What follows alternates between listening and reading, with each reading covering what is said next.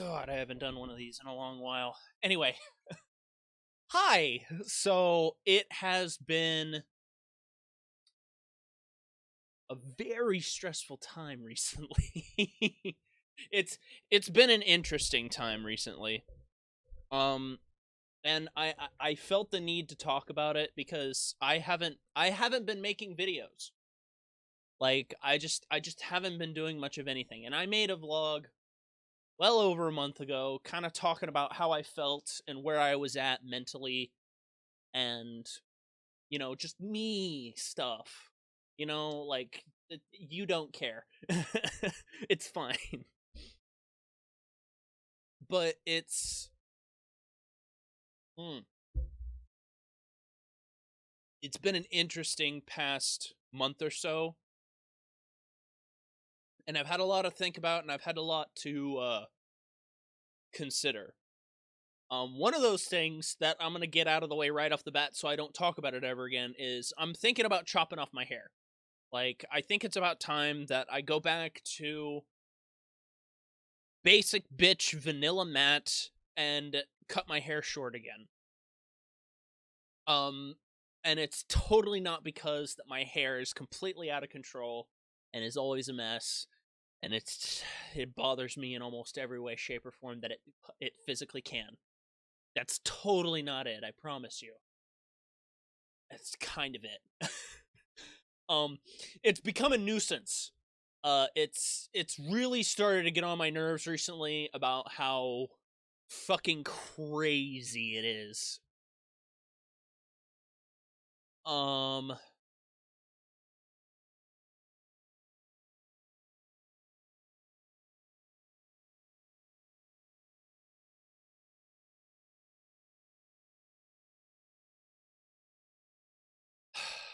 Other things. I've had a whole bunch of other things. Like, I haven't just not been making videos. I've also not been writing. Um, because of all of the things going on in my head. Like, I've had things to make videos for months.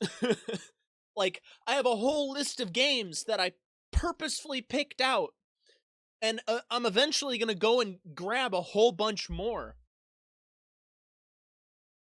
And they're all horror games. I've wanted to go back to what I originally made this channel for, which was to play horror games. It was just for me to get out of my comfort zone and do something I've never done before, which I'd never played horror games before I ever made this channel, and I fell in love with playing them. I fucking love playing them. There's one horror game in particular that I would like to revisit fully once more, and that's Amnesia, the original. I want to play The Dark Descent again. Because it has literally been years since I've played Amnesia, The Dark Descent all the way through. I haven't played Amnesia, The Dark Descent all the way through, a full playthrough, since I made my first videos on this channel. Almost 8 years ago. Holy shit. Oh my god, I'm so old. I'm gonna be 26 in a couple weeks, by the way. My birthday is right around the corner. Um, Literally in 3 weeks from Thursday, which is 2 days from now. Today's Tuesday. Um, which is hopefully when this video will go up. I hope to God that I put up a video today. But I've just been not doing things, and it really annoys me because I don't fully understand why. And I think a lot of it is I'm very tapped out very creationally. That's not a word. It is now. I'm very tapped out creationally. Um, it's not that I don't want to. It's not that I want to stop making content. It's just that I'm very creatively. That's the word I'm looking for. Good fucking Christ, my brain is not working. This caffeine isn't doing me any good. Hmm.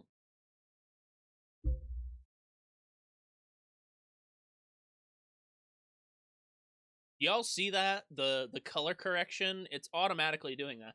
This is what I actually look like, by the way. Uh, I don't look as pasty white as this ring light makes it look like. Like this is my real skin tone. Um, I don't know why my color correction is this way. I don't know why it does it, but that's the way it does it. And I don't know. It's actually also not as dark as it looks. I have several lights on, like especially this fucking thing, this ring light that I have on all the fucking time. It's literally mostly my desk light at this point. Because I turn it on almost any time I sit at my desk, and it's fuck if I know. But it's been really weird not making things for so long, because I also got it into my head that at one point I wanted to make another best of compilation. Like I literally have hundreds upon hundreds of gigabytes of footage that I've saved up from the past few weeks. What the fuck is that? Recovery file. Huh? Is it in case my Bandicam crashes? That's right. I forgot. See, it's been so long of not making shit that I forget what my shit does. Like Bandicam automatically has a secondary file that if my Bandicam crashes or my computer crashes, boom, I have my footage saved. OBS is different because it hooks into your system differently. But yeah, I have tons and tons of footage that I can go through and make a best of compilation at any point. Like, I have tons of shit that I've done over the past couple of years at this point that I just haven't gone through and made best ofs for. Like, at this point, there'd be no reason at all to make a yearly best of compilation because I've already broken that streak like 3 years ago. Like I didn't make a best of 5. And that would probably be what my next one is. It would be Best of Matty Icedq Volume 5. And those videos, Volume 3 and 4, I still consider the best videos that I've ever made. Like, they're still, by far, the highest production quality that I've ever put into this channel. And it really goes to show that what I really can do when I really want to make something good. It took me weeks to get those videos done, but it was worth it because I am not a very good, I don't claim to be a good editor. So it's not like I'm going to go out of my way to learn editing techniques and go like to editing school and learn video production and whatever. I'm not going to do that. Number one, because I don't have the money. And number two, that's a lot of time that I could just be making more shit. Is part of, like, why I don't edit. I would rather not edit my video because I would rather just make more videos. And the other part of that is because I'm lazy. And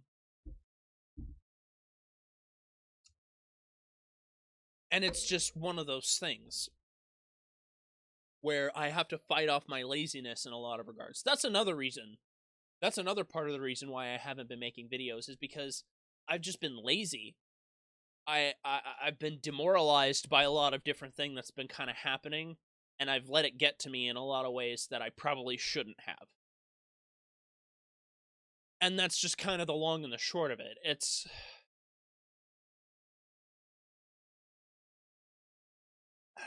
It's one of those things that I hyperfixate and I overthink a lot of different things. That's just how my brain works. My brain is wired to work that way.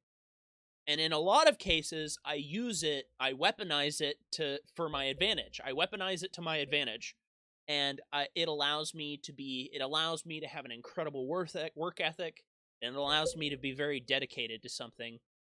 when I'm hyper focused on it. Now, the detriment, which is why my mental health has been in such rapid decline recently and in the last couple of recent years, is because I tend to hyperfixate on all of my negatives and all of the bad things that go on, and I tend to overthink and hyperfixate on those problems rather than hyperfixate and overthink ways to fix said problems. And it's this endless loop that I get into, that I continuously spiral and self-destruct in different ways. When I was younger, which, good lord, I can still say that. I actually can say that now. When I was younger, because I'm not young anymore.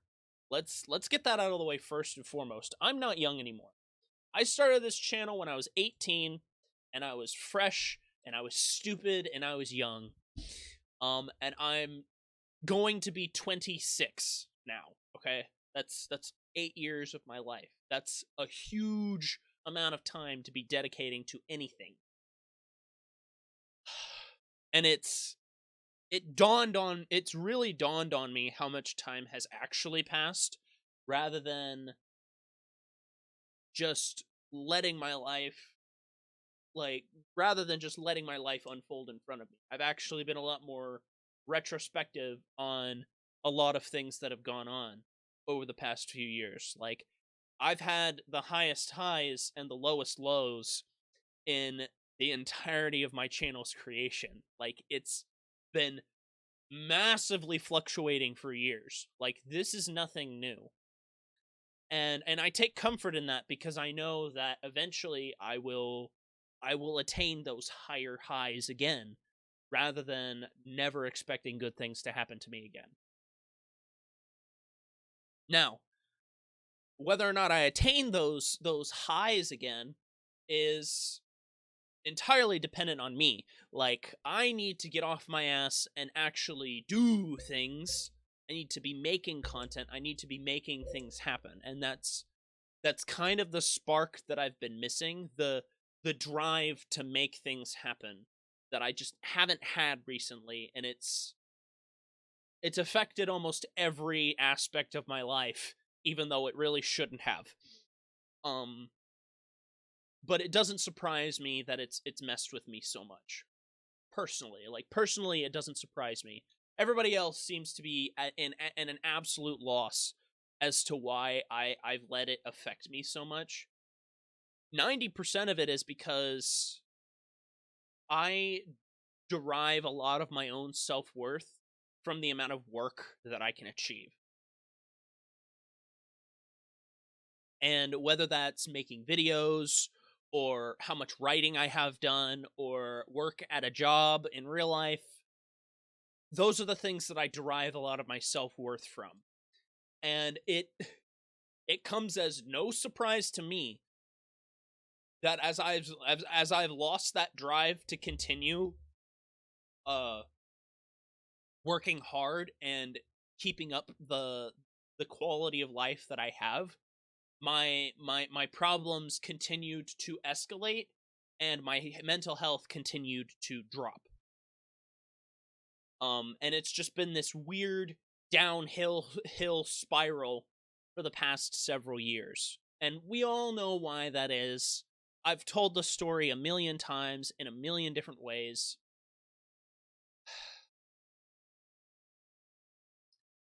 And there's a lot of things that I could say 5 years after the fact of Mystic Hills, the original Mystic Hills and whatnot, and Mania and whatever. There's a lot of things that I could say, but they've been said before. Personally, as a human being, I would personally like to move on, forgive, and forget that those things happen. Personally. Will that ever happen? Probably not. I've hurt people's egos. I've hurt people's... I've hurt the way that they function in their little system. That didn't make any sense in the way I said it. I've messed up a lot of things. Let's just say that. I've messed up a lot of things for a lot of people. those people are not as willing to forgive. And that is completely understandable. I fucked up your shit, and you fucked up my shit. That's kind of the long and the short of it. But at the same time, if you are so willing to ignore the actual happenings that happened, the truth, the facts of what happened, and the facts of what is true now, you're deluding yourself into thinking that nothing has changed. Everything has changed from 5 years ago. I'm older. I would debate that I'm a little wiser now. Not by a lot. I'm still the same idiot who made this channel 8 years ago. But I've learned some things. And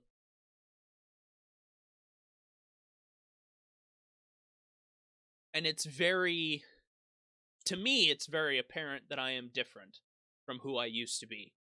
In good and bad ways. I think there's a lot of good things about who I am now, and I think there are a lot of bad things about who I am now.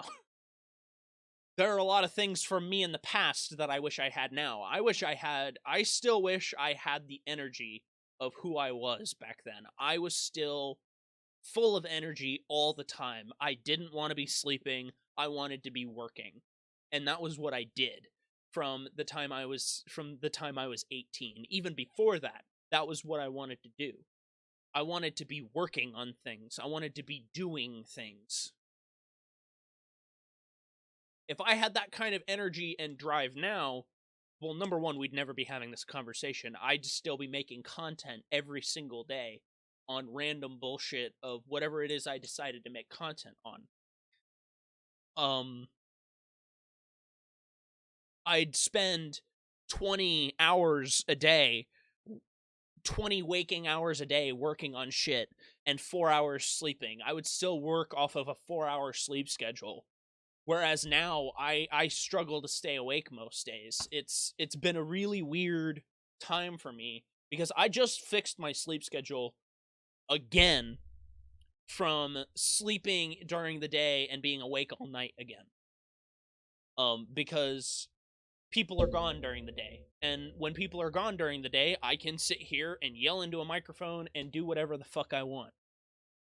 And it's just been difficult trying to get back to that point.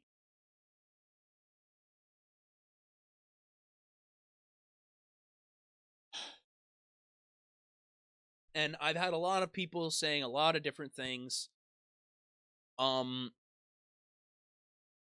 And I've been trying my hardest to get myself out of this rut, because I've been in a very deeply dug rut of my own making. Like, I've been in a hole of my own making for a long time.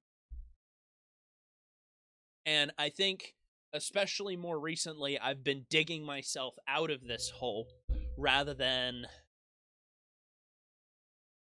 allowing it to fester.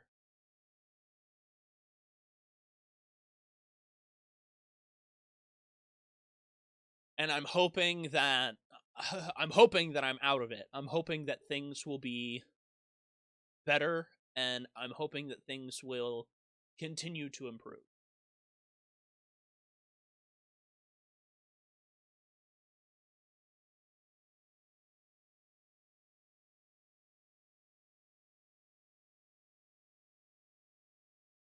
So, who knows? I've been sorry, what you're seeing is my documents that I'm writing on. I have them open. I have them open 24/7.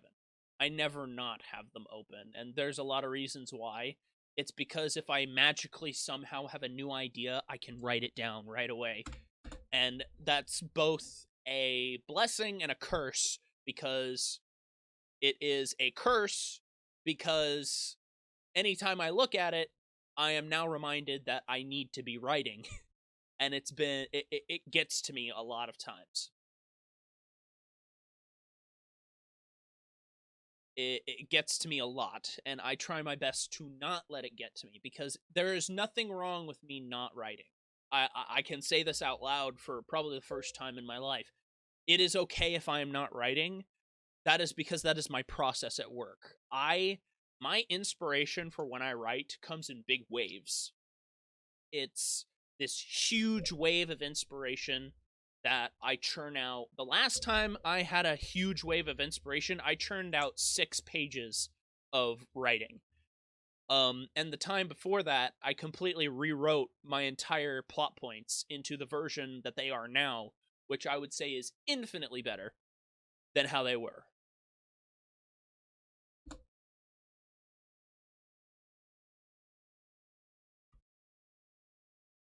Because how they were before was extremely generic and very boring. And the way I have things set up now, there are actually things that are going to happen in the story, especially in Act 1. Act 1 is my mountain to climb. Like, Act 1 for Mystic Hills, for my Mystic Hills, is my mountain to climb because it is absolutely the hardest of my 3 acts to write for. The rest of them, I would say, comparatively, are going to be a breeze. They're going to be absolutely incredibly easy for me to flow out words for. Act 1, in comparison, is my... oh boy. It is absolutely a huge mountain to climb. And I'm trying my best to climb it, because I want to have at least over half of Act 1 finished by the end of the year. I want to have at least over half. I want to be at least over halfway done with Mystic Hills Act 1 by the end of the year. And I want to have it pitched. I want to propose the idea of these books to a publisher by the end of the year.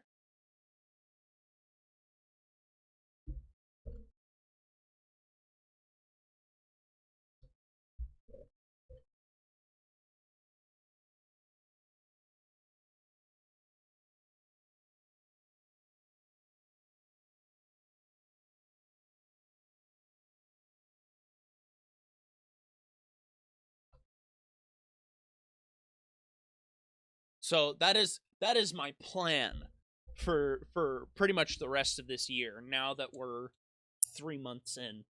I think I talked about it a little bit about it last year when I did achieve my goal with Mystic Hills, which was to hit 10,000 written words, which I have. I actually have not counted since I last counted. Like, I haven't counted since then. I'm well over 10,000 at this point. I'm dead certain. Yeah. I'm well over 10,000 at this point.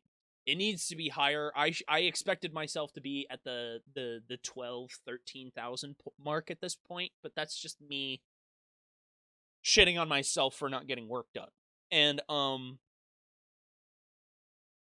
I've said it many times before. This is still by far the coolest thing I've ever worked on. It's still by far the best thing that's going to come out of my brain for at least the foreseeable future, because unlike the rest of you, I know what's in store for all of Mystic Hills, and I can't just spill my secrets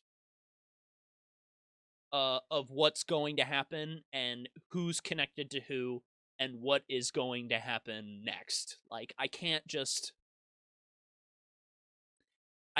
give away those secrets, because then there's nothing for you to be curious about when you do read it. And I'm very firmly in that stance of, I need to have that hook, those story hooks that really keep you reading. And some of those things will be revealed, and some of those things will be up to your imagination. I'm not going to give you all the answers, because I expect you as the reader to be smart enough to piece together the puzzle that I've given you. But I also, just in case, this is only just in case, I have no plans of writing a 4th book at this point, especially at this point, because I still have 3 books to finish. But I have no intentions of writing a 4th, but I have one planned just in case. Like, I know where my story goes after these 3 books. There is a progression after these books that I have in store that opens up even more of my universe in a lot of interesting directions.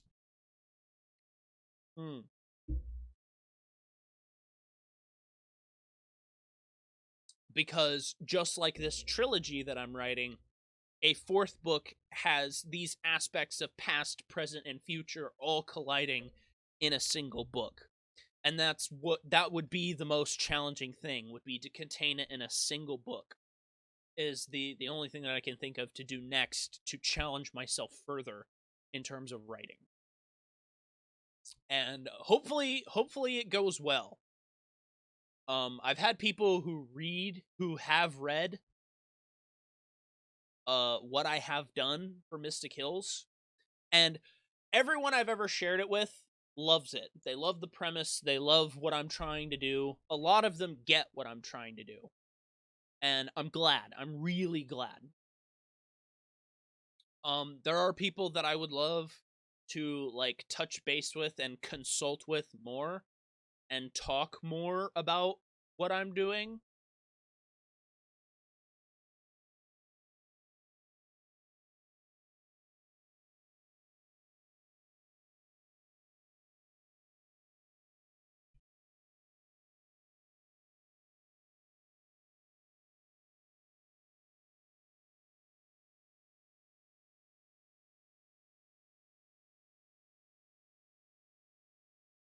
And I'm trying my best to continuously keep pushing out more because I'm a perfectionist. I want these things to be perfect.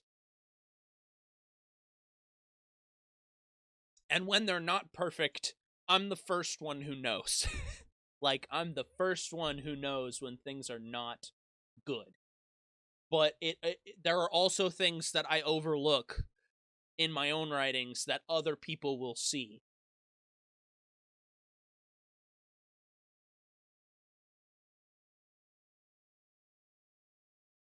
Oh no, did my internet die? Uh-oh.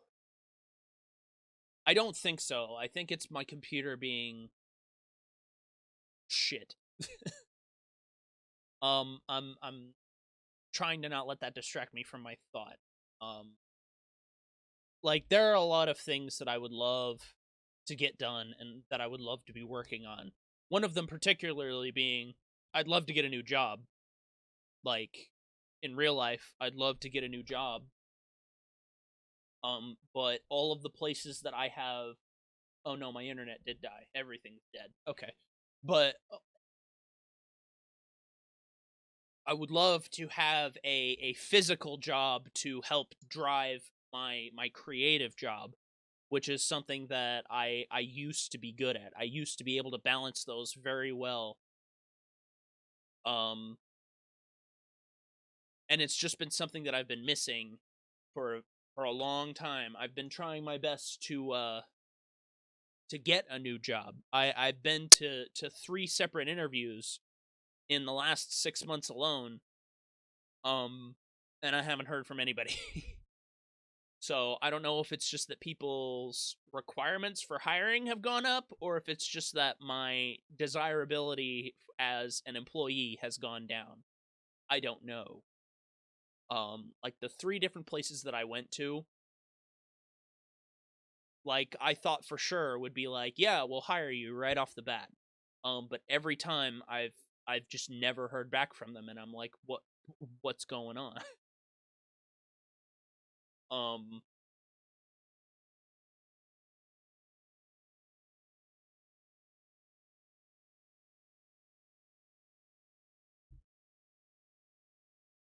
oh god. Oh, I just got DM'd. What? My phone went off. I have a bad habit of yelling at my phone.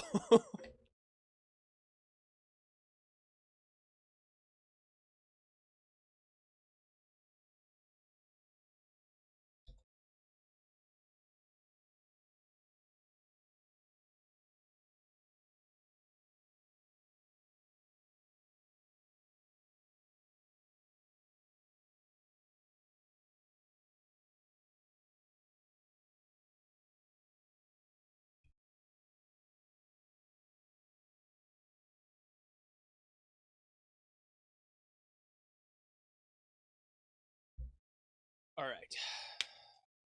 So, what else did I want to talk about? There were other things I wanted to talk about, and I've completely thrown myself off again.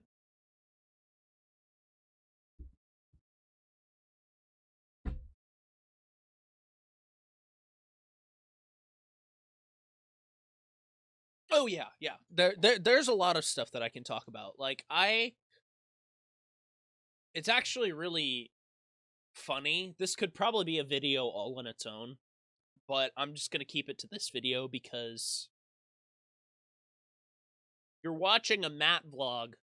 Uh, you're here for the long haul. If you're watching this at this point in the video, you're here for the long haul, and you're here to listen to me talk about inane bullshit that's happening in my life. Like,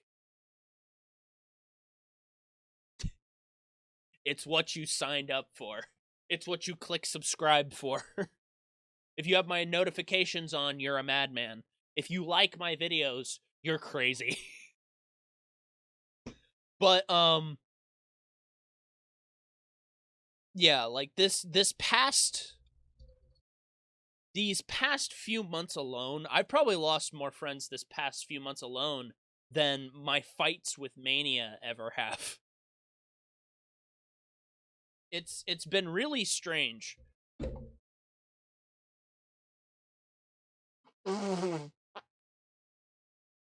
Like,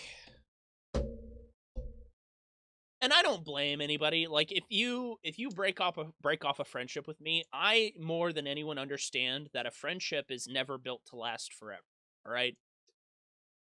I am just a very emotionally uh I don't want to say sensitive. I'm a very emotionally awkward person. So when people leave and never tell me why, or don't explain to me what the problems are between us, it affects me very deeply. It hurts me very deeply. And it's not that anyone owes me an explanation as to why we can't be friends. It's the fact that if there was a problem and there was an opportunity to fix it and they chose not to, they would rather not be my friend than choose to help me figure out what the problem is. And there are a lot of times where I am the problem. Like there are a lot of times, and I will own up to that right now, that I am not a very good friend. Like, I don't check in with people as often as I should. I am not there for people as often as I should. I try my best to be as available as I physically can be. But I think the other issue is, on other people's part as well, is that they don't reach out. Is my other issue. Is when people don't reach out to me, my brain automatically puts two and two together and is like, yeah, they don't want me around. And I have been the thing is that I've always been the useful friend. I am a friend because I'm of use. That's been the case all the way back since Mania. Is I am useful, thus I'm worth keeping around and being friends with. And that's kind of been the mentality that I've been stuck in for years. People are friends with me because I'm useful, not because they want to be friends with me or that they like who I am as an individual. Saying it out loud makes me seem extremely mentally unwell. I swear I'm far more put together than that. kind of. I'm kind of more put together than that. Not vastly.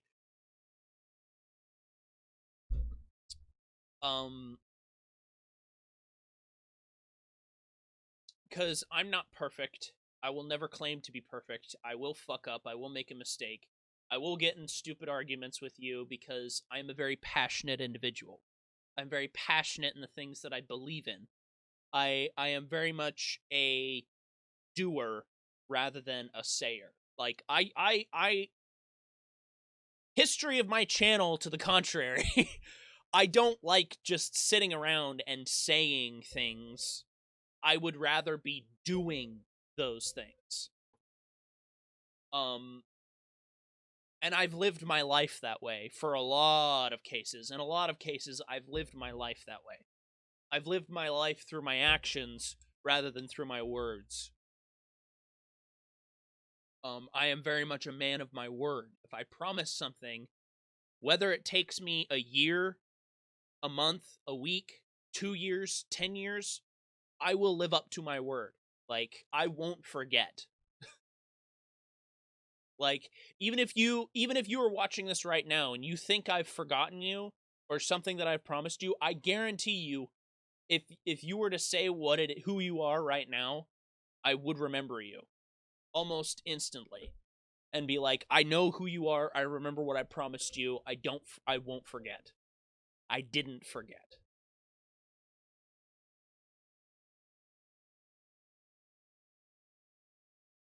Because my short-term memory is shit, but my long-term memory is incredibly good. Like, I remember things from years ago that most people don't even remember happened.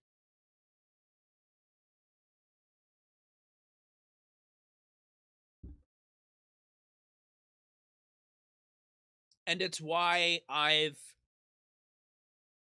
don't want to say prided myself because it sounds very conceited. No, I'll say it. I pride myself in remembering the facts of the situation rather than remembering how I felt when they happened. And that's kind of why I don't have a therapist, is because they want to know how you feel about situations. They don't want to know the facts.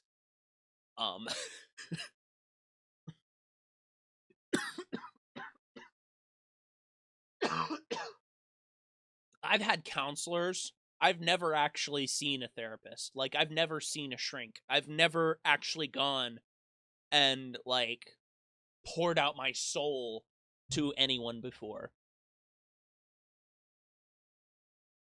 Like, before I graduated high school, I was still seeing a counselor regularly. Like, I saw her name was Heather, and she was a very nice lady.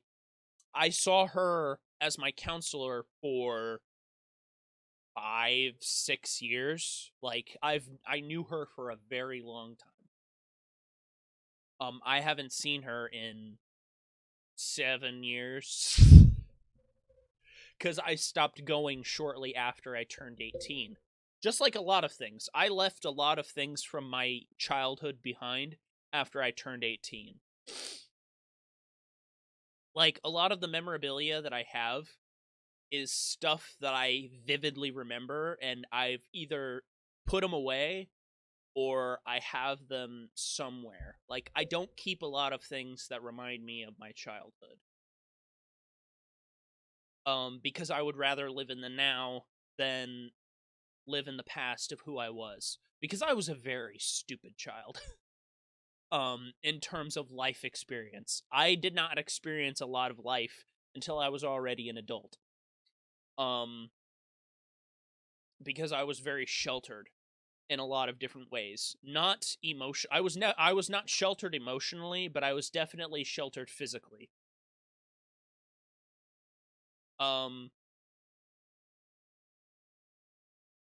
And I would still argue that even as an adult, my mother tries to shelter me now. There are a lot of her behaviors that have persisted throughout the years, okay? And it's not all of them are good ones. I'm going to say that. Don't get me wrong. I love my mother. She's amazing. But good God. She's half of all of the problems that I still suffer today. She's half of the reason of all of the problems I still suffer today, I should say. But yeah, like, I left behind my counselor. I left behind my prescription meds. Like, I haven't been on prescription medication for 8 years. And I would argue that it was the best decision I'd ever made in my life, because it was probably one of the most lucid moments of my life, because I spent most of my life drugged up to the tits with ADHD medication.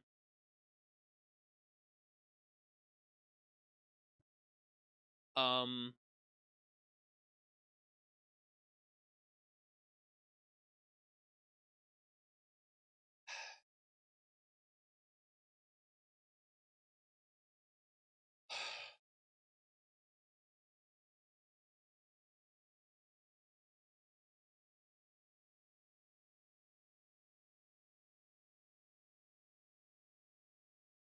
and I've debated for a long time to go get actually definitively diagnosed, because I've been to several neurologists in my life. I've been to 3 that I remember, and all 3 of them were really old men who had vastly different ideas of how to treat mental illness than we do now. Like, their ideals of treating mental illness was still back 60 years ago, rather than now. So I would prefer to actually go to a new one that isn't so biased and would actually help me figure out what is actually wrong with my brain. Not that it really matters for too much longer. I am neurodivergent of some extent. I am on the scale somewhere. I'm on the scale of neurodivergence somewhere. Is basically the only conclusion that I've come to as an individual. I don't flaunt it. I don't, like, use it to proclaim my identity as most people do, because I think that's stupid. I think I am on the far more rational side of neurodivergent, because I hold a lot of opinions that people don't like, even though they're true. Like, the facts and the numbers are always on my side when I come up with my own opinion on things. And I try my absolute best to be as reasonable as possible. I've not always been good at maintaining my reason in a lot of situations, like mania. A lot of times when I get in an argument about somebody with mania, my reason goes out the window. Because I'm very emotionally attached to that situation. It is a massively significant experience for me, what occurred between Mania and I, and not all of them were good. Like, I'll get that out of the way right now. Like, a lot of the stuff that happened between Mania and I, not all of them were good.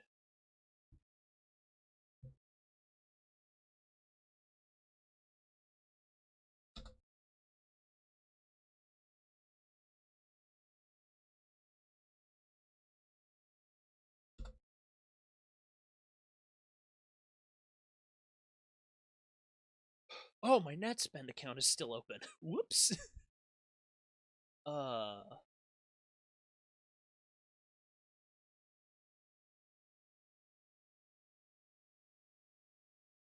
Anyway, at least I remembered how to log in. I couldn't remember how to log in the other day.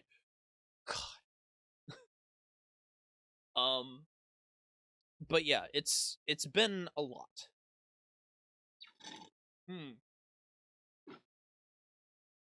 That soda is gone. I don't know what it was. I think it was either the white or the blue of that cup that caused my color correct to change to the correct color aspect. No clue. I have no idea. I don't know how to fix that. I've never learned how to fix that on my camera. I've just accepted it as reality. Um, what was I talking about? Oh yeah, I always try to be reasonable in a discussion or an argument. I try not to let my emotions run away with me unless you piss me off. When you piss me off, reason goes out the window, and like if insults are thrown at me, you immediately have already lost the argument, and I just refuse to engage after that. It's when you start throwing, like when you start deviating an argument or a discussion away from the actual topic and it becomes about you as a person. I'm sorry, but you've already lost. Like, you've lost the premise of the discussion and you've already lost the argument because you've devolved into something that doesn't have anything to do with what you were previously talking about. That's just the long and the short of it.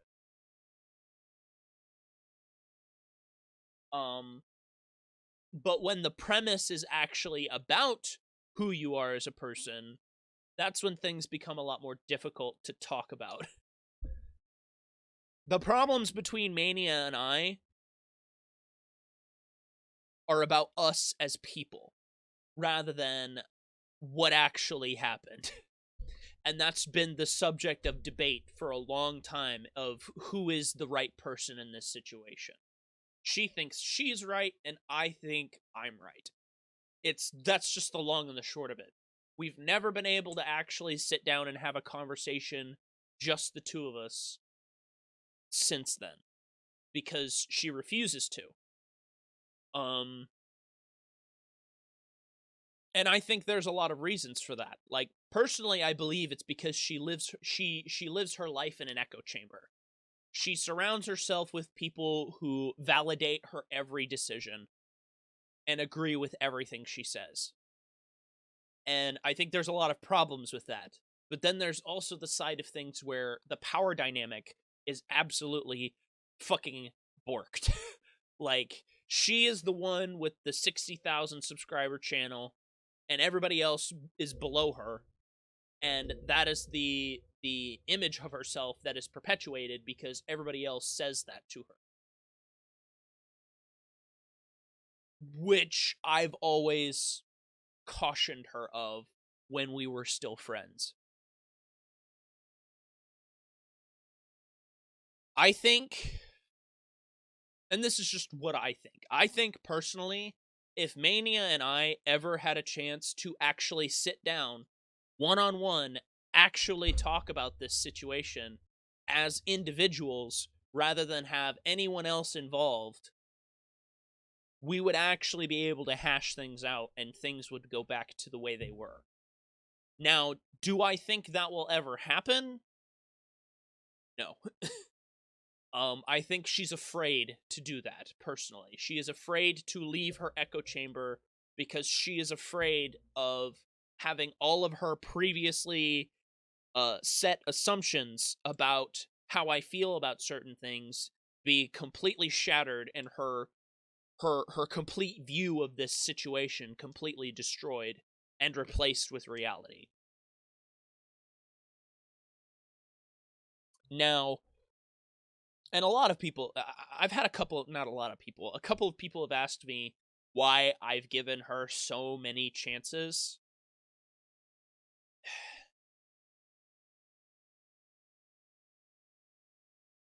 So, way back in the yonder years, like, I was there when her channel took off.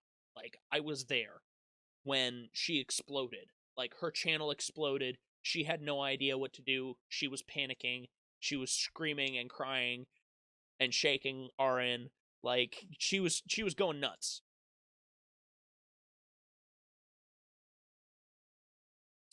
Um and I was there to offer her my help because I was her friend. I was there when she was unapologetically herself and not this image of herself that she's created for other people to like.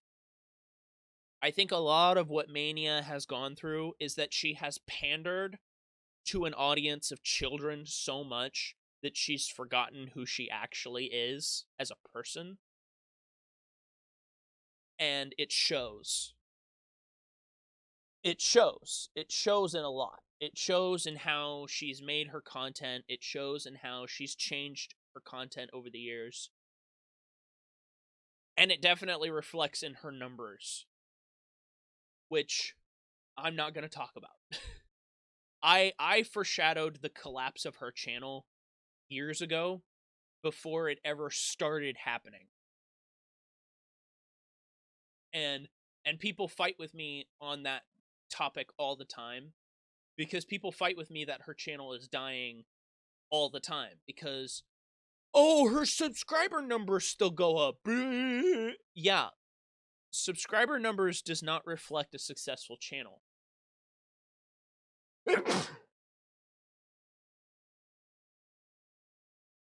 Subscriber numbers are a indicator of a successful channel, but they do not define a successful channel.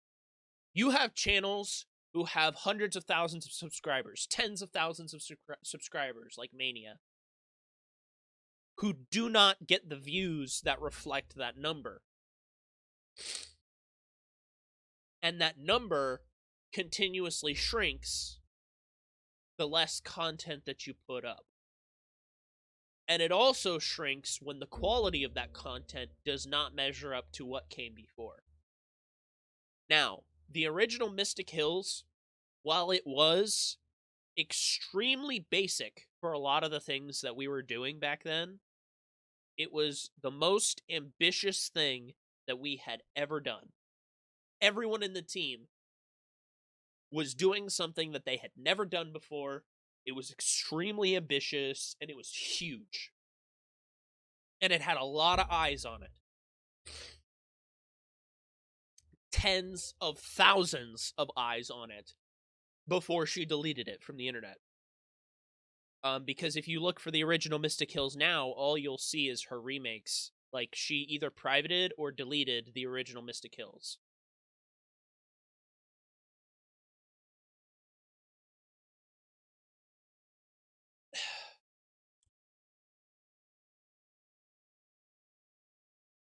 Where was I going with this? I completely went off on a tangent. Oh yeah, like, ever since then, and I think I remember watching part of her vlog the other day. It was like a week ago, actually, 2 weeks ago. Oh god. Where she was like, ever since Mystic Hills, her creativity has been kind of spent.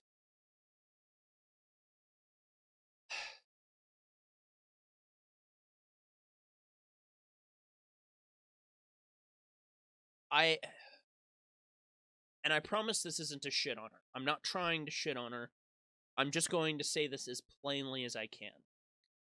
Season 1 of Mystic Hills, in retrospect, is such a boring premise that it's almost painful. And it wasn't until I came in to write season 2 and 3 that I actually made it into something worth investing into. Before I got involved, it was just another My Street ripoff on the internet, when Aphmau was still writing off of her success of My Street. Now, I've never watched an episode of My Street in my life. I've never watched an Aphmau video ever. But I've seen the comparisons between Mystic Hills and My Street. I'm not oblivious, because it was the only thing Mania would complain about back then, was being an Aphmau clone. Which she is. It's the dichotomy of, you're doing the thing, but you don't want to be recognized for doing it. She wants to be recognized for doing her own thing, but she's piggybacking off of Aphmau's success by copying what she's done. And she'll say that it was inspired by, but then it still has the same format as the stuff that Aphmau has done before. So it's basically still copying. Now, do I think it's wrong to want to be as successful as someone else? No. Should you limit your creativity by diluting yourself into a formula that is basic and generic because it's used by a multi-million subscriber channel and is infinitely more successful? No, you shouldn't.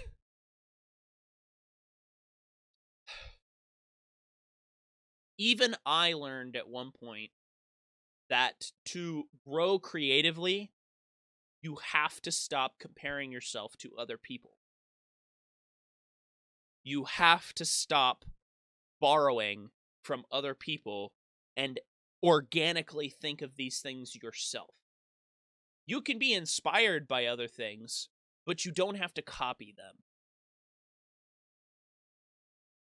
My version of Mystic Hills is inspired by so many different things that I've watched and read and seen in my life that you can't just dilute it down into a single thing of reference.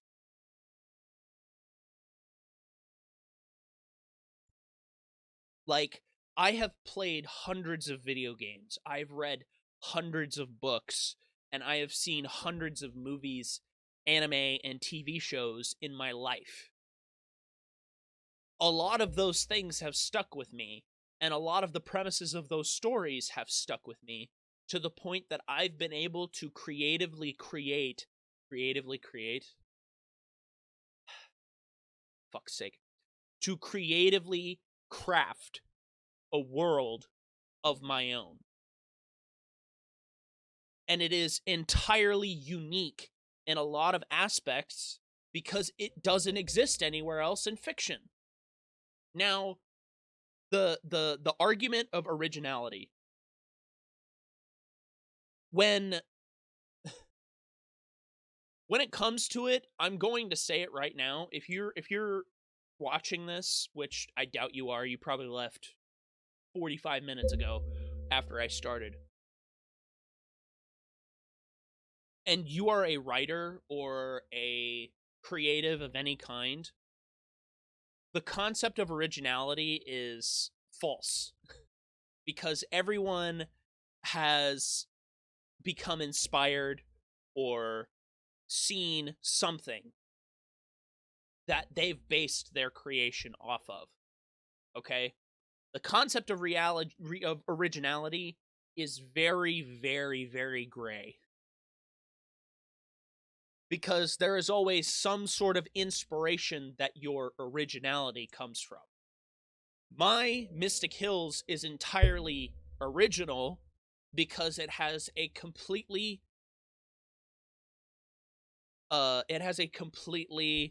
different premise than most dark fantasy stories. Does that mean it is an original work?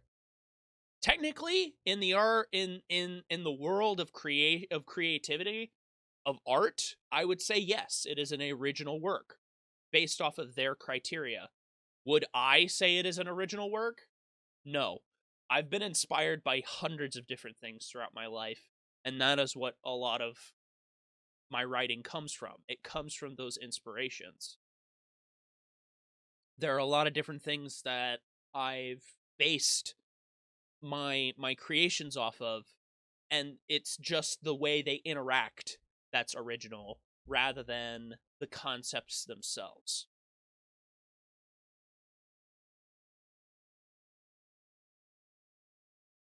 Now, the other problem that Mania has is her characters. She's always had this problem.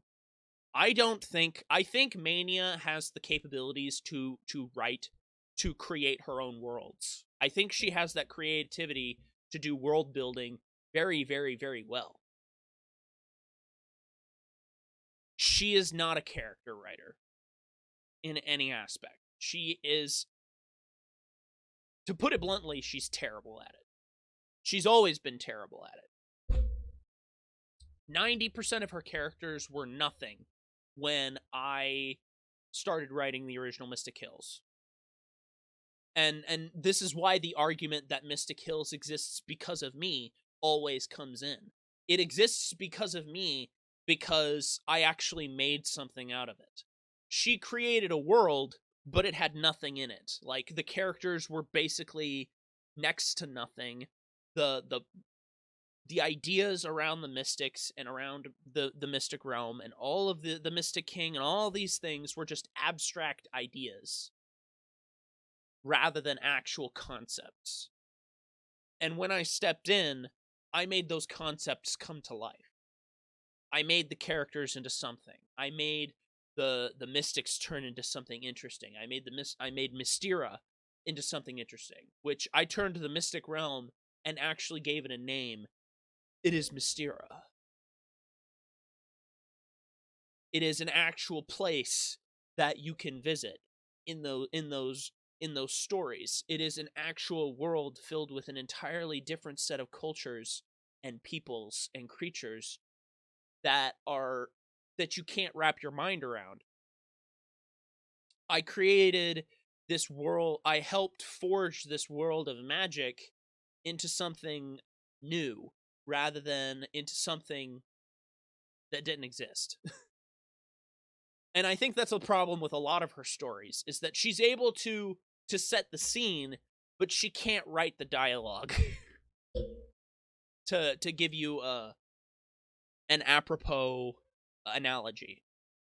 In script writing, you have to set the scene. You have to describe the environment. But that's only 50% of the work. The other 50% is writing the dialogue. You can't just have a scene with no dialogue. And whether the dialogue is internal or external, there has to be something. Like, you can't just have your characters live in a world and not do anything to interact with that world.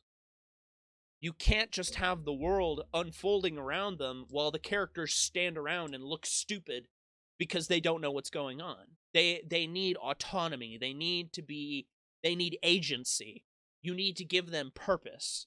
And she doesn't do that. She only puts in 50% of the work. And I think the other 50% comes from these fanboys or fangirls that align with her, that she allows to work with her, to put in their own ideas, which is not a terrible idea. I don't think it's a terrible idea of bringing other people's perspectives in to help you write a story. I've had people proofread my stuff and give me their perspectives. That hasn't changed the direction that I've turned the story in, but it has changed how I'm trying to present the story. Like, fucking Lack. I still talk to Lack all the time. Like, he has his own shit going on, and he has a big collab today, if I remember correctly, with a huge VTuber or whatever. But he was like, yeah, you kind of need a proxy character that allows the reader to learn more about the world rather than just experience it. And I'm like, yeah, that's my problem right now, is that I don't have that character. Mania's character in my story is that character, is that reader proxy that is going to be experiencing the world and learning about the world, and the readers are seeing through her eyes in a lot of circumstances. And the reason why my first act isn't working right now is because I haven't introduced her yet. She's not there yet.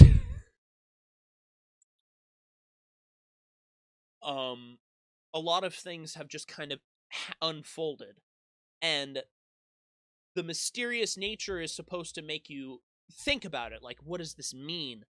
Who are these people? But then as you get further into the story, you learn who they are, and you eventually start to put the pieces together. I'm never going to give you the answer outright, but the pieces are going to start falling into place as you read more, and you get to fill in the gaps. That's just kind of the way that I've been trying to tell my story.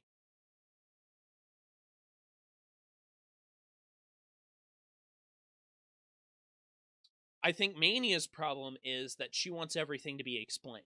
Like there is no sequel hook. There's no real mystery going on. There's no thought-provoking things happening. It's all entirely laid out in front of you, episode per episode, in a straight line until you reach the conclusion where everything is explained. And that's boring. It's the most basic way to tell a story, is to lay it all out in a linear format with no real mystery or any real thought-provoking things occurring. There's nothing left to the audience's imagination.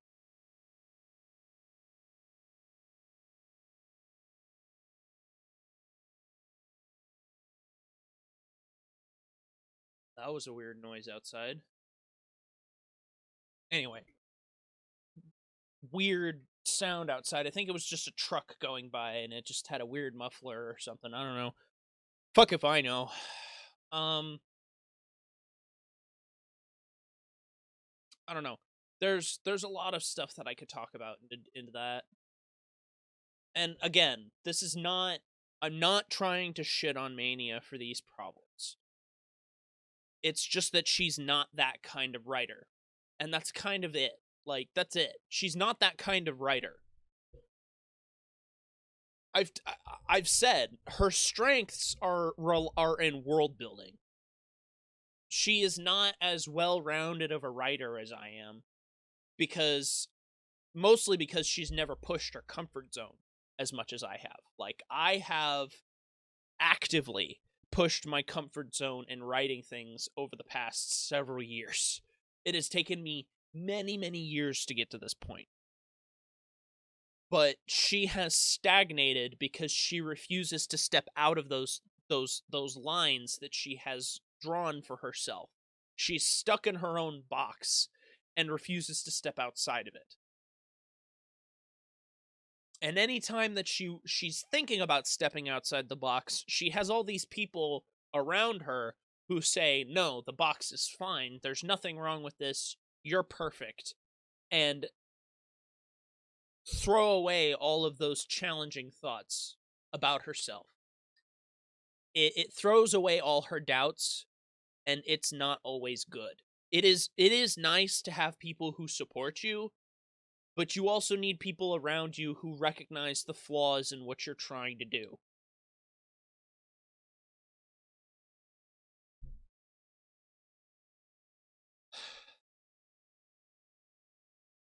And she doesn't have those people anymore.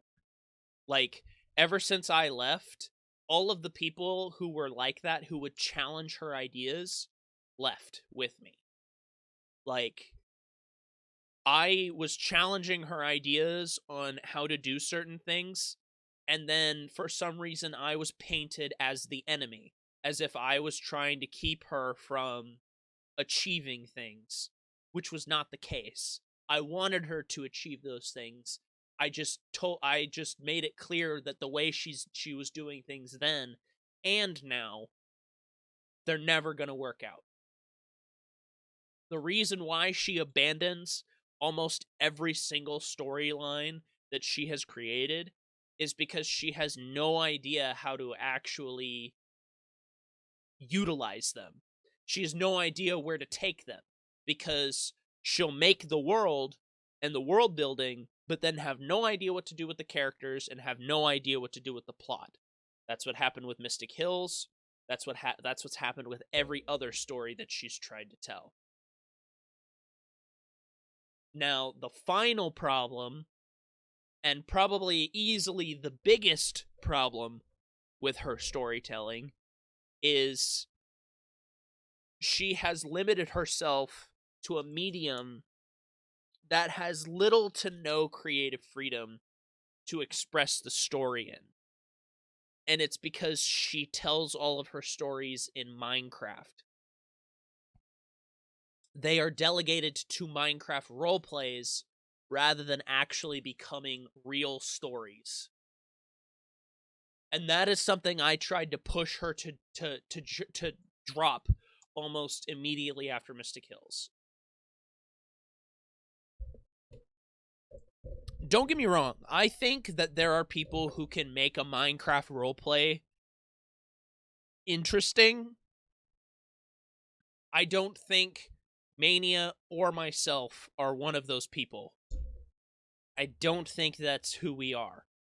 I think that we needed to be exploring mediums outside of Minecraft almost from the beginning. And that was kind of something that I had floated towards her a long time ago.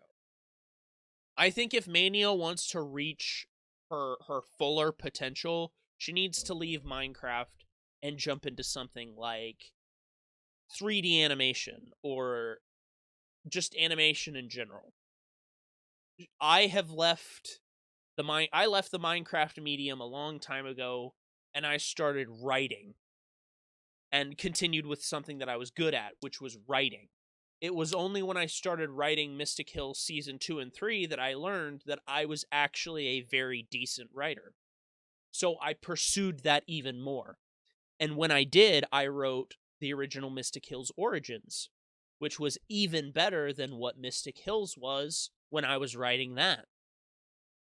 And then, iteration upon iteration, I have refined this story into something not only completely different, but also into something infinitely more interesting than what the original Mystic Hills was. And I've ostensibly started bringing it to life with my writings. I have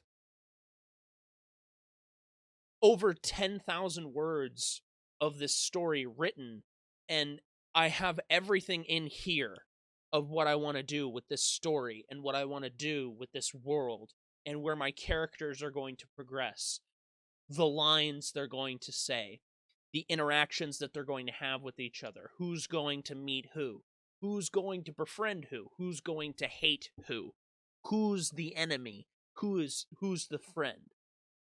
It's those kinds of things that I already have planned out. And that is why I am confident that my story will succeed where her stories have always failed. 99% of her story ideas fail at the concept stage, and the 1% that get through don't go past the 1 or 2 episode mark because she has no idea what to do with the things that she's made.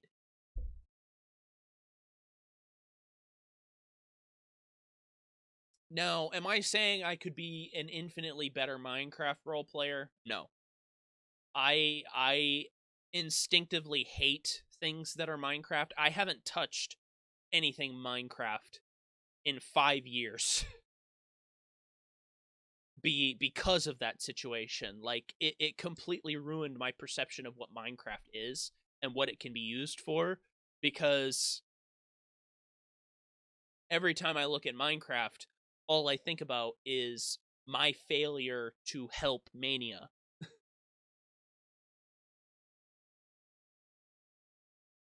And I think there's a part of that where she doesn't want to be helped, even though she needs help. She very, very much needs help. She would absolutely not be able to do any of it on her own, and she needs help. One of these days, she's going to come to the realization that I was right and that she needs help. Whether it's my help, that's up in the air. Whether I will choose to help her is an entirely different question. Because as much as I want to mend our friendship, I don't think I would ever see myself working with her again. Personally, I don't think it's ever going to happen, because part of it is because it's stuck in Minecraft. It is a Minecraft roleplay. It is stuck pandering to children and pandering to an audience that I don't want to write for. My Mystic Hills is written for a more adult audience who actually have more cognitive function than a child. It requires infinitely more rational thought to try to piece together what I'm doing with my story than it does for all of her role plays combined.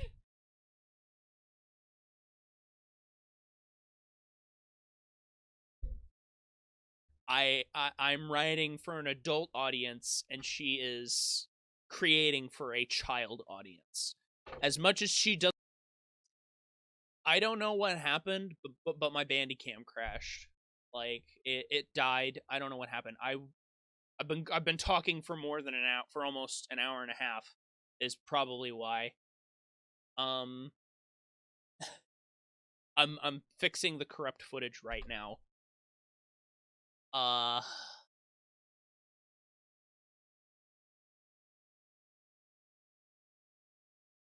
don't know what's gonna be left. I don't know where I left off at in that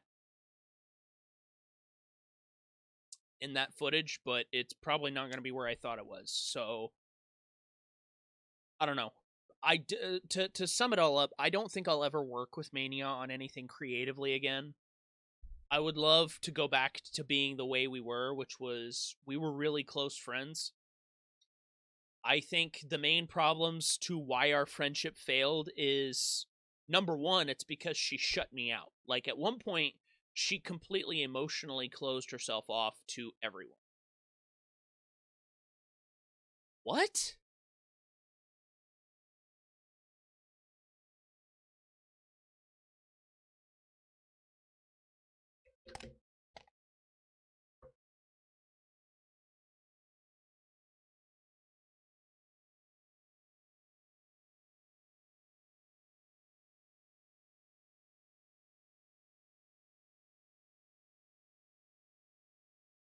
Okay, I know where I left off now.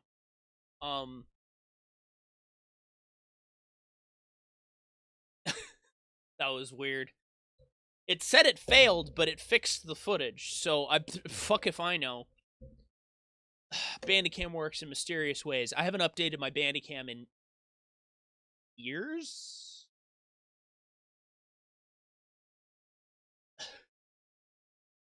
No clue. But yeah, I'm writing for an adult audience, and she's writing for a child's audience. And I'll get back to what I was saying in a second. But even though she doesn't want to admit that she's pandering to a children's audience, she's working in Minecraft. Minecraft is aimed towards children. It has a 90% children's demographic. Okay, you can't just ignore that chart on the graph.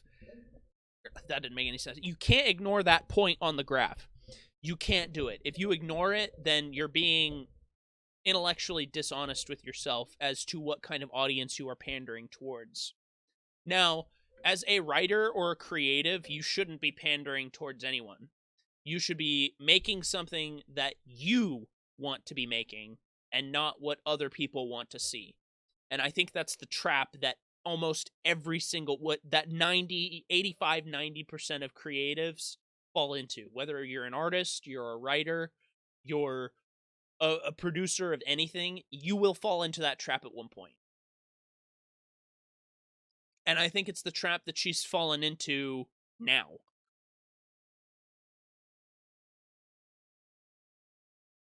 And then, I think she has been trying to pander towards an audience for years, and it's not worked out for her because it's completely drained her creatively, and it's gotten her to the point that she doesn't want to be making Minecraft roleplays. And it's because she's been making them for the wrong reasons. She needs to be making them for herself, not for her audience. It needs to come from in here and in here, not from out there. Like, that's why I've been working on Mystic Hills for 5 years. It's because it comes from in here, not from out there. I don't have an audience of people chomping at the bit for my version of Mystic Hills to be fully released. Like, I have a friend who is anxiously waiting for me to publish my first book because she absolutely loves it. But that's one person. I'm not writing it specifically for her. I'm writing it for me because it's my story.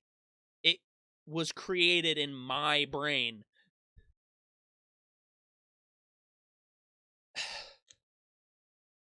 And I think the point that all these Mania supporters forget is that just because someone comes up with the concept of something doesn't mean they're the person that it belongs to.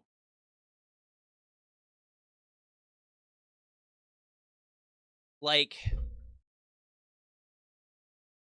I put in more work into Mystic Hills, fleshing it out, and creating this version of Mystic Hills than Mania ever did writing it. Like, writing the first season. I put in more work than she ever did on Mystic Hills. And it shows. Like, the reason the original Mystic Hills doesn't exist anymore is because she has finally accepted that it's not her story. I wrote it. It came from my brain. And it got her to the point where she was like, I don't want this out there anymore because it's not mine. Okay. I was more than content to let her have it on her channel and let it be hers. I never once have said that she doesn't have any right to have it on her channel. I just think she doesn't have any right to claim that it is hers. Because it's not. It took a team of people to make Mystic Hills what it was. Whereas my Mystic Hills, for my Mystic Hills, what I'm writing currently is solely mine. Because I am the only one that's worked on it. I'm the only one that's come up with these ideas. I am the only one that has been writing them.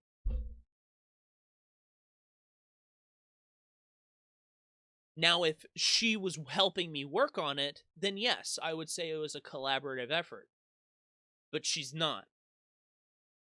And she's tried to get me shut down because she can't accept that on multiple occasions.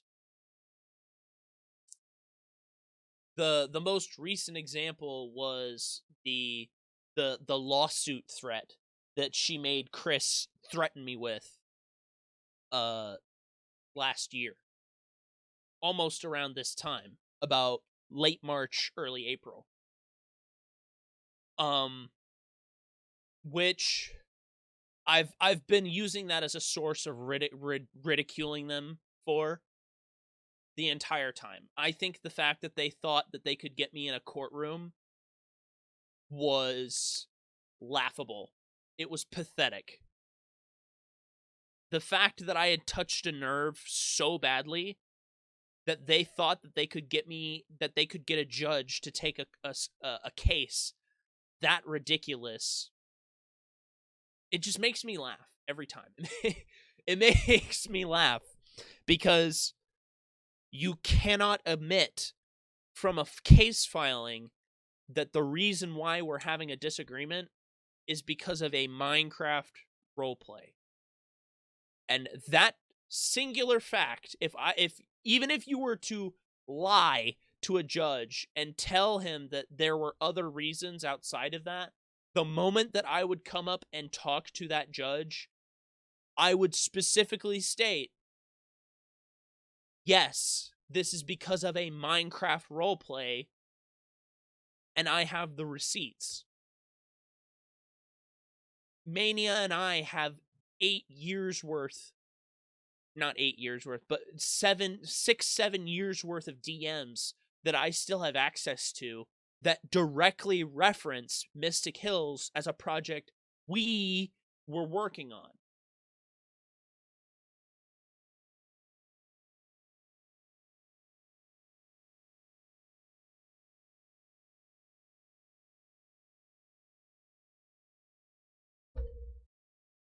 And I'm pretty sure it was specifically stated that it was a role play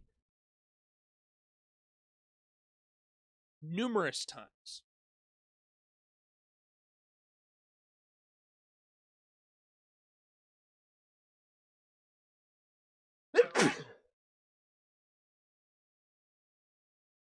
Oh, God. Sorry, I'm allergic to bullshit.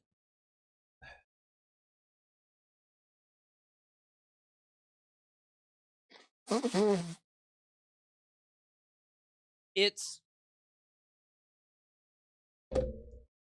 I think in a lot of cases, what happened between Mania and I is the real interesting story, rather than the original Mystic Hills itself. Because compared to the stuff that I've worked on since the original Mystic Hills is excessively boring.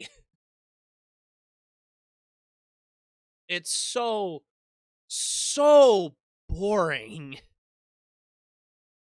And it constantly amazes me that she fought with me over it as much as she did for an excessively boring story that had an absolutely basic premise that I could have recreated and named something entirely different in a day. Why are you over here?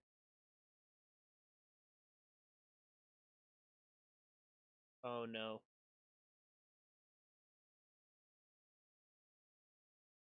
I'm frozen. Why am I frozen? Oh god.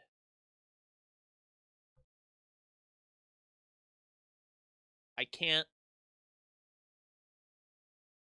Okay, I can interact with stuff on my screen now. I can't click on... My god. I don't know what happened there. Everything kind of froze for a second. Don't do that. That scares me.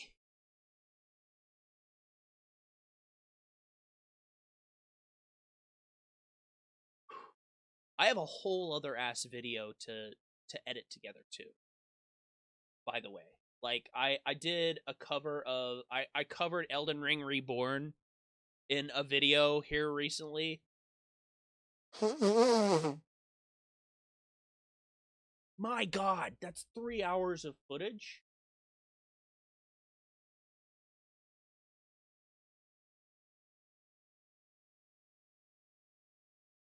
Fuck it.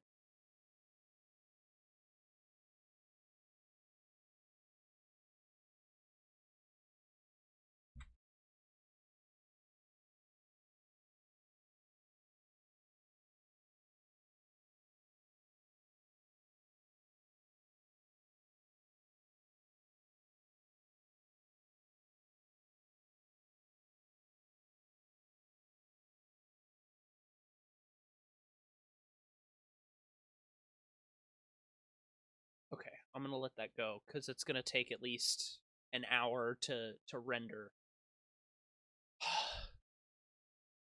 Sorry, I was getting my Filmora, my editing software up to so I could get some stuff done here while I was busy talking, because I'm not done talking just yet, because there's always something to talk about when it comes to Mania, because, and I'm gonna stand by this, Mania is probably the single most infuriating person I have ever met in my entire life.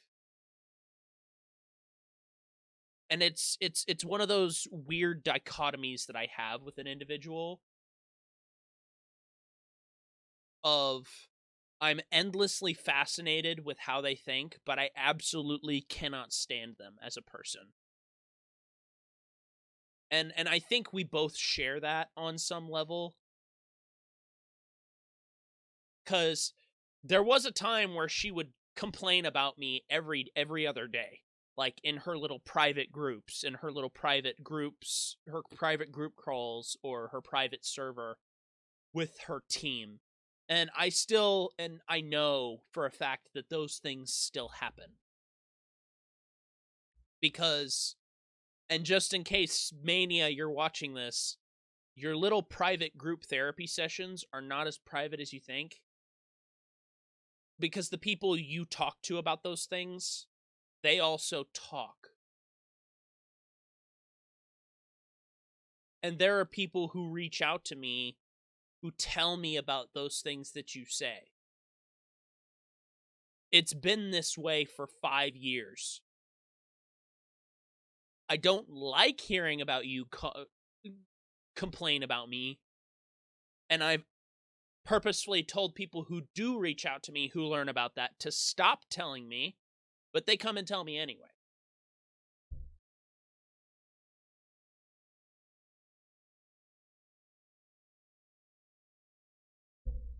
I don't know. It's been a huge thing for many years. Do I ever think there'll be a happy ending to our story?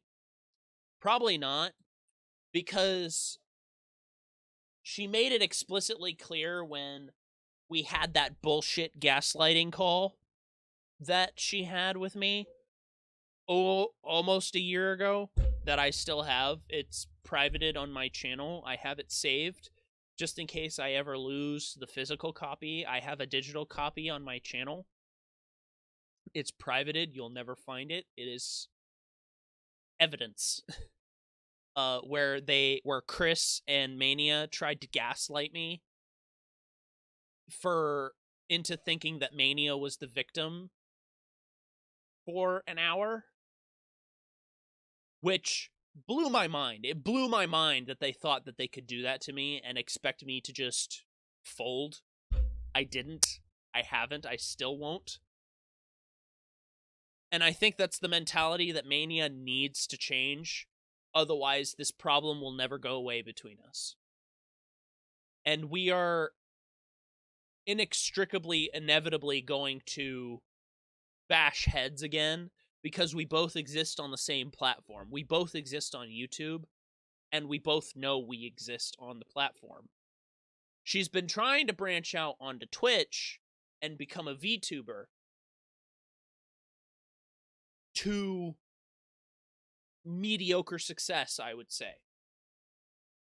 What she has probably is enough to get her partnered, but she's not committed to it enough to actually make it into something good. Which is kind of the long and the short of her YouTube channel, personally.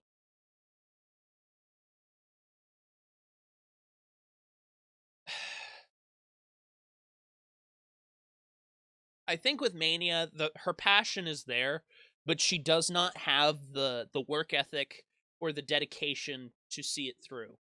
Because she's too worried about 10.5 million different other things that she thinks is going to take away her attention onto other things.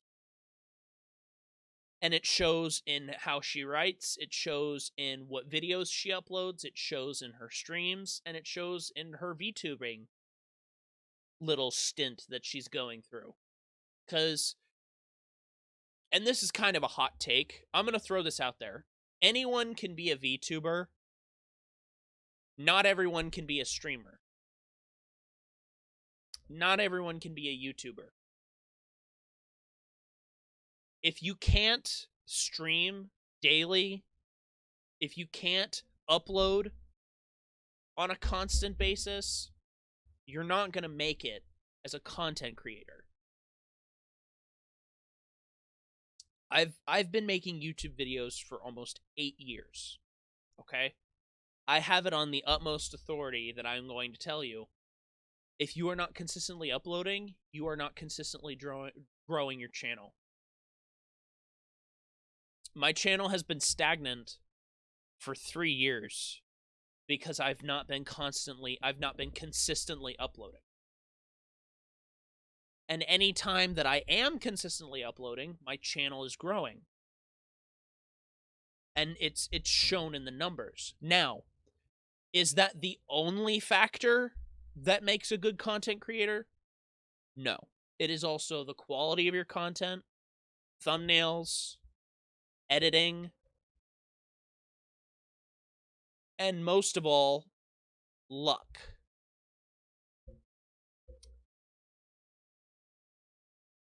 Because you are always, no matter what, you are always at the mercy of the algorithm. Whether you're on Twitch or whether you're on YouTube, you are at the mercy of the algorithm that drives those websites. I am not a recommended channel for people because I am not supported by the algorithm. I do not make content that is supported by the algorithm. I make Let's Play and vlogging content.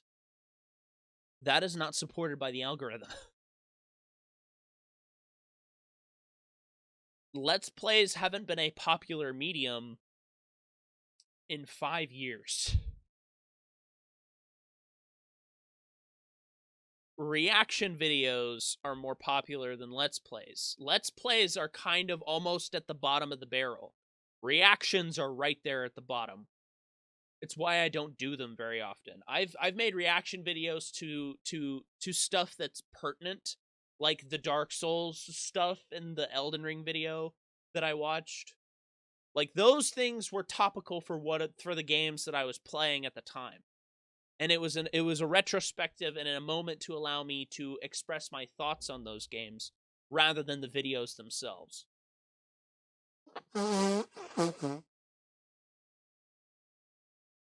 Because there's a lot that I can say about the FromSoft games specifically. Because I've played almost all of them. The only games I've not played is Demon Souls and Bloodborne. And I still haven't finished Sekiro yet. Oh god, I still have to finish Sekiro. When I finish Sekiro, you're gonna know about it. Because I streamed a majority of me playing Sekiro on my channel. Like, I want every one of those games to be on my channel because I love them. I love the FromSoft games. They're so good. And when the Elden Ring DLC... God, the Elden Ring DLC. Oh, I'm so ready for the Elden Ring DLC. Shadow of the Erdtree is easily going to be the greatest thing that I've ever played. I can already tell. I already know it. You can't tell me otherwise. I've been playing Elden Ring content almost since the game came out. I've been playing the vanilla game. I've played the Convergence. I've been playing Elden Ring Reborn. I want to check out Garden of Eyes at one point. There's at least 2 more Elden Ring mods that I've been meaning to check out that I haven't. That I just can't remember the name of right now. I think Elden Ring Reborn and Convergence. Convergence is still number 1 for me. Like, not only it isn't because it's the first one that I played, it's because it's been the most consistently good. Halcyon made Reborn, and Halcyon is the sole mod developer for Reborn, so it's made by one guy. So but he's easily cemented his place at number 2 for me. Like, easily, Reborn is incredible. I love playing it. The problem with Reborn is that it's very vanilla. It tastes a lot like the vanilla game in a lot of ways, but there are certain things that Reborn does better than the vanilla game that is reasons why I like it more. The way that the parry system works is really good. The way that he set up a lot of certain areas in the game feel really good. But the reason why I would say Convergence still takes number 1 spot, I haven't played Garden of Eyes. And Convergence and Garden of Eyes are compared to each other a lot from what I've seen. But the reason why Convergence is so good is because it's so consistently different.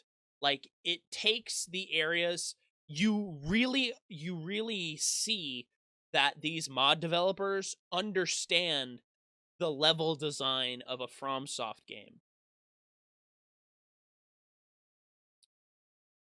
And it consistently adds these new and interesting mechanics into these games that make them interesting. And I like that. I love the way Convergence plays. I love the way the systems work. Now, are there certain things that I can critique that I would say as a FromSoft veteran I don't like? Yes.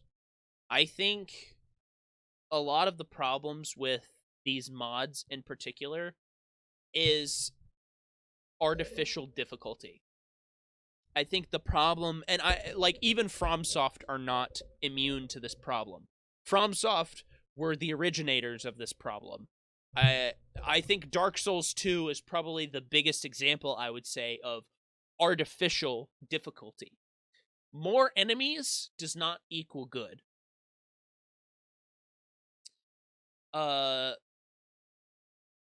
Forced pathing is not always good. Having the biggest examples that I could say for convergence would be Raya Lucaria. The way they've changed Raya Lucaria is the jumping puzzle, the platforming to get to certain areas, to move forward into the area. You cannot move forward into the area without doing the platforming puzzle. Now, they've since changed this where you can reactivate the water wheel, which is good. That's a good decision. I'm really happy that they decided to do that. Now, the other problem, I would say, is the artificial difficulty of certain bosses. Now, the biggest thing I would say artificial difficulty comes in from is nerfing vigor. Because they more than halved the amount of vigor that you can attain leveling your vigor from 1 to 40 than the vanilla game.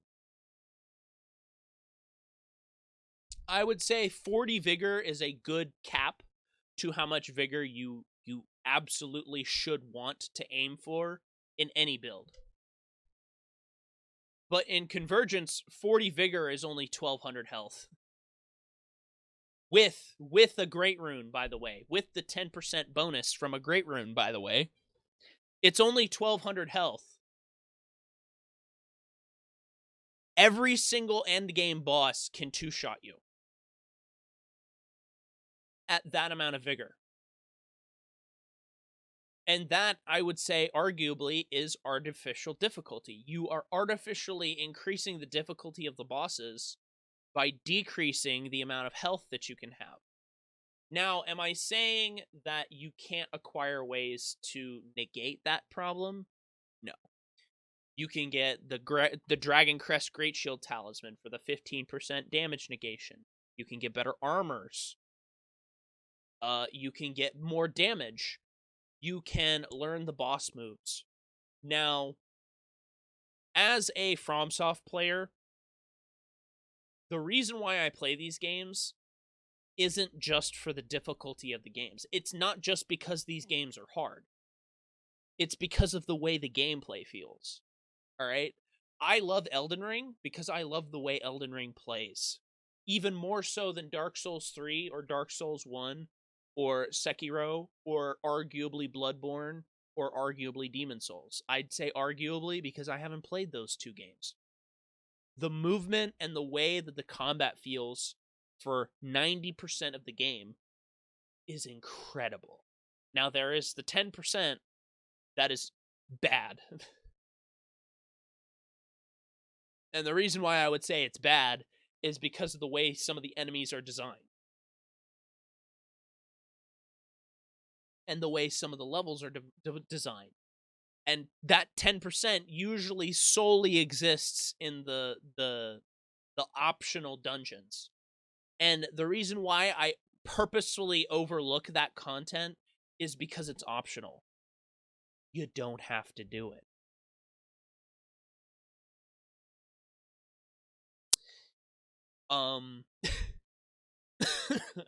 And that's usually the thing that gets most people is that, like, it's optional.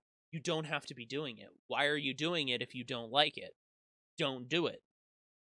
Now, the bosses, on the other hand, the Remembrance bosses, I would say are not optional content. You don't have to beat every Remembrance boss, but you absolutely know that every FromSoft player wants to defeat every Remembrance boss. And herein lies my problem with some of these bosses. Melania is probably one of the biggest ones of these. And I'm going to get this out of the way now. I don't know Melania's moveset well enough to tell anyone how she should be designed. But I will say that a lot of her moves are absolutely unfair. And I think this is a problem that almost all of the bosses have at one point. There are a lot of the bosses that have a combo, an attack that they can choose to use at any time, at any random point during their move selection, that can insta-kill you. Margit, Morgott, Melania, Moog, almost every single boss has this problem at one point or another. And if I were to get into those problems right now, I would be here for another hour. But I think I've ranted on for long enough. I've talked about a lot of bullshit for the most part. I'm sorry. If you're watching this, I'm so sorry. I'm so sorry you have to listen to me rant about inane bullshit for so long, but this is something that I miss about making content on YouTube, is I could turn on the camera and just talk about nothing. And I enjoy it. Like, I enjoy this. Like, I enjoy going on a rant for almost 2 hours for no reason other than because I can. But anyway, I'm kind of abruptly cutting myself off, because if I don't, I'll go on for another half hour. So anyway, thank you all so much for watching. This has just been kind of the stuff that's been on my mind as of recently. I'm so sorry if you've watched through all of this. If you have, you're a real one. You really enjoy my stuff. Subscribe, like, comment, share my video, and find other people who enjoy my madness. So anyway, thank you all so much for watching. As always, I appreciate every single one of you. Click the links in the description below for more videos that I've done, as well as the YouTubers I've worked with. And I will see all of you in the next video. Bye!